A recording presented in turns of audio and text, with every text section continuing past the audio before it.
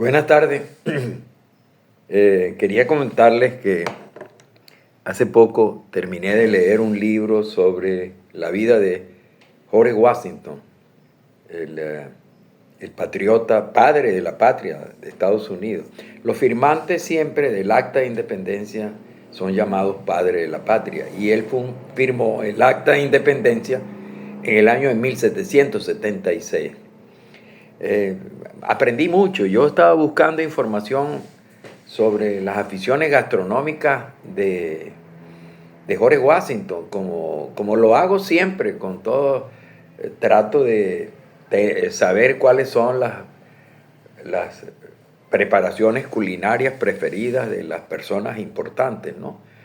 Porque estoy haciendo un libro sobre qué comen esos, esos líderes del mundo, ¿no? Y bueno, George Washington es padre de la patria de Estados Unidos porque fue firmante del Acta de Independencia de 1776.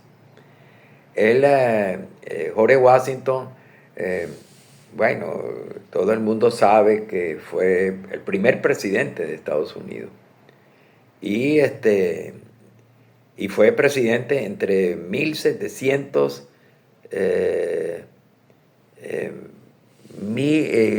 no, 1783 y 1877, 63 y 77, no recuerdo perfectamente. Lo que sí sé es que Washington nació en 1732 y murió en 1799, es decir, murió a los 67 años, y que siempre vivió en su hacienda, que se llamaba Mount Vernon, y está situada en Virginia, al sur de los Estados Unidos. Y bueno, allí él llevaba una vida muy tranquila, ¿no? Incluso cuando era presidente, él también estaba ahí. Tenía hábitos de vida muy, muy simples.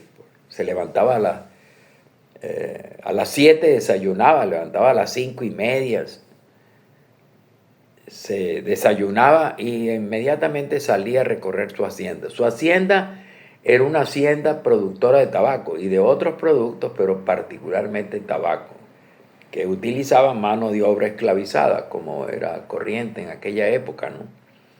Quiero decir que Washington firmó un testamento en el cual le daba libertad a sus esclavos.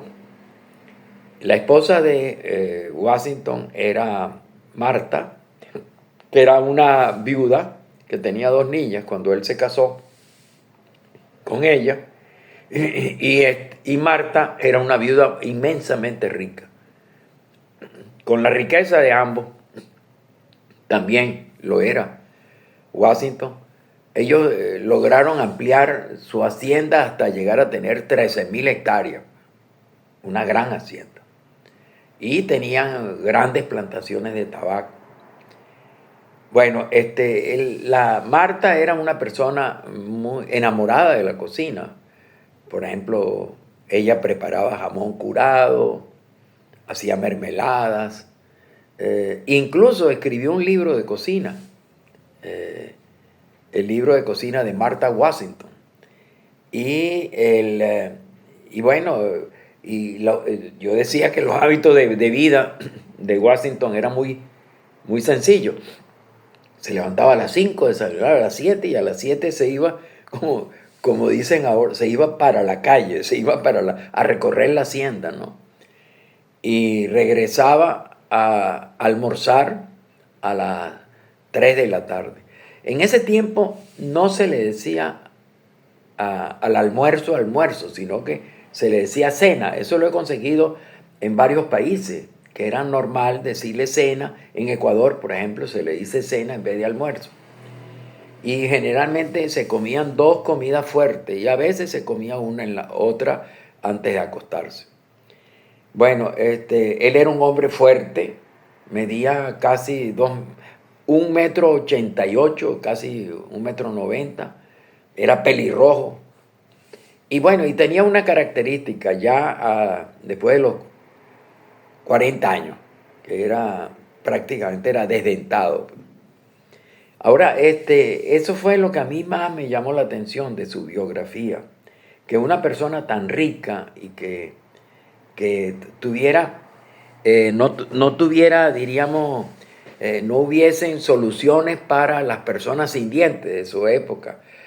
La dentadura postiza fue inventada por los etruscos y los fenicios. En ese tiempo se hacía con oro y se remachaba con una estructura como un cerrojo que lo pegaba al paladar. Bueno, por supuesto, resultaba una dentadura postiza muy incómoda, dolorosa. Bueno, así era más o menos la dentadura que le pusieron a Washington. Y el biógrafo dice que él nunca, después de haber buscado muchas fotografías, retratos que le hicieron a Washington, él nunca vio a Washington sonriendo. Y a él le llamó mucho la atención porque no sonreía. Nunca lo veía sonriendo. Y la razón era muy simple, dice él. Era que él siempre tenía no era un amargado, pero siempre estaba con la cara contraída y tenía una cierta deformación mandibular.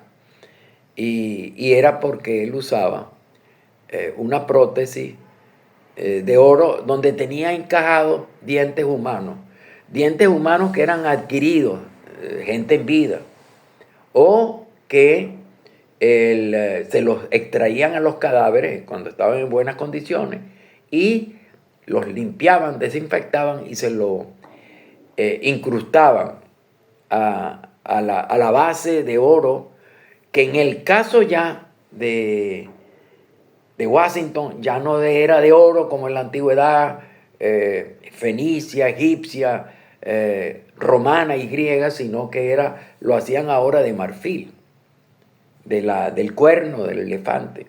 Tallaban el cuerno del elefante y entonces se lo incrustaban a la persona y le iban metiendo los dientes humanos que habían sido extraídos. Incluso en algunos casos, dice el biógrafo que no a él tenía varios dentaduras postizas porque no las aguantaba, incluso siendo presidente. Llegó a tener, dice el biógrafo, hasta 4 dentaduras postizas, que se iba cambiando cada vez porque no las aguantaba. A partir de esa lectura de la tristeza del rostro de Washington, me llamó mucho la atención y empecé a investigar y conseguí lo que les digo, cómo se fueron criados ya en el siglo, incluso antes de Cristo, ya había prótesis dentales de oro, pero las prótesis comenzaron, diríamos, a desarrollarse con más, presentando un mayor progreso a partir del siglo XIV. Y era fundamentalmente de marfil. Algunos lo hacían también de hueso, que no era el marfil del elefante, sino hueso de alguna calavera de algún animal. Bueno, lo cierto es que es la explicación por la cual es la tristeza de Washington. Y por curiosidad comencé a investigar en revistas científicas. Y bueno, todo el mundo sabe que nosotros tenemos, cuando nacemos tenemos unos dientes de leche que luego vamos modificando hasta que a los cabos de 6 o 7 años ya nosotros empiezan a salir en nuestros dientes definitivos, que son 32. Pero que ya cuando uno llega a la adolescencia ya prácticamente le han extraído los 4 molares, que lo llaman las muelas del juicio. Bueno, lo cierto es que ya uno comienza a tener 28 dientes. En la investigación que yo leí en una revista científica es que leí 2. La primera, hecha en el 2009, dice que el Servicio de Salud de los Estados Unidos hizo una especie de cronología de la pérdida de la dentición, cuántas se iban perdiendo y cuánto cuántos quedaban de los dientes permanentes.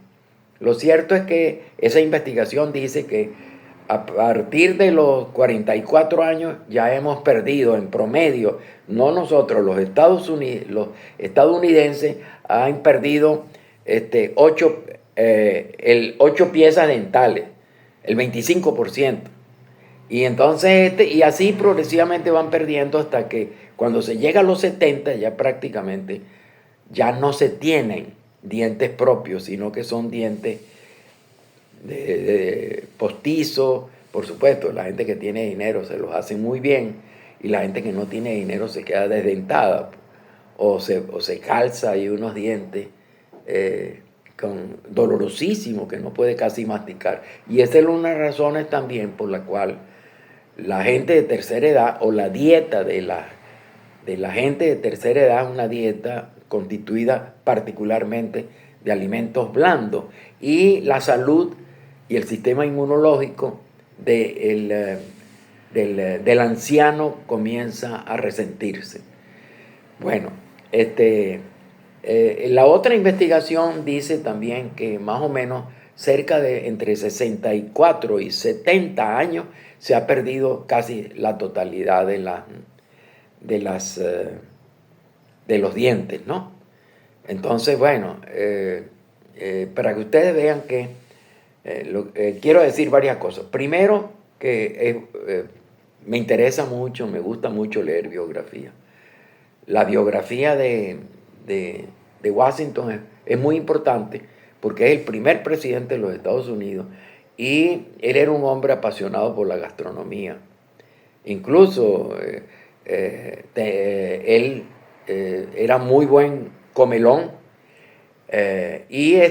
pero se acostaba muy temprano. A las 9 de la noche ya estaba durmiendo y se levantaba a las 4 y de 4 a 5 ya a las 7 desayunaba y se iba a visitar las diferentes partes de su hacienda. Bueno, es para que ustedes vean que cosas tan como la dentadura postiza, la pérdida de los dientes, es objeto de investigación sobre la estadística de las pérdidas dentales, luego los cambios en la estructura de las pérdidas dentales y los factores que producen esa pérdida dentaria, ¿no? Los primeros principales factores están, uno, los problemas de las encías, que comienzan a abrirse los dientes a partir de los 40 años. En segundo lugar, el tabaquismo es muy importante. Las caries, por diferentes razones, como los dulces, producen caries. Y bueno, y también otras razones relacionadas con el sexo y la etnia, el grupo racial. Por ejemplo, los hombres tienen dientes, según esa investigación, tienen dientes más resistentes que las mujeres. En segundo lugar, los negros tienen dientes mucho más resistentes y fuertes que los blancos. Entonces, ustedes se dan cuenta que hay factores que inciden sobre la pérdida de los dientes. Además, a pesar de que se los cuiden, ¿no? Siempre ha habido, a pesar de que no ha habido crema dental ni cepillo dental hasta el siglo XIX, principio del XX, había ya cuidado de los dientes. Los dientes se cepillaban con las manos o con algo que produjera la pérdida de la limpieza del sarro. Era arena, se podía restregar arena, o también lo hacían con arena, pero también agarraban conchas marinas, ostras, por ejemplo, bivalvo, que es un bivalvo, y la aplastaban, y eso lo convertían en un polvo. Ese polvo, no tan fino, no tan, sino, diríamos, que quedara un poco, diríamos, todavía sin perder su estructura, se lo restregaban en los dientes. Así era que se limpiaban los dientes.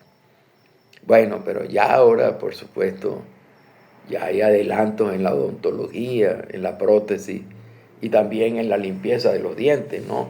Y hay también un grupo de odontólogos que pregona que ellos le darán a usted una sonrisa perfecta. Si les gustó este esta carta, por favor, póngale clic, clic. Y si no le gustó, a mí me gustaría que me dijeran las razones, que me hicieran comentarios, pues, para saber en qué estoy fallando, si es que estoy fallando.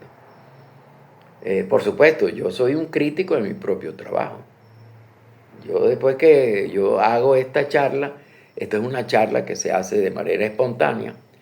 En otro carta les voy a explicar las diferencias que hay entre el lenguaje espontáneo, el lenguaje oral espontáneo y el lenguaje escrito.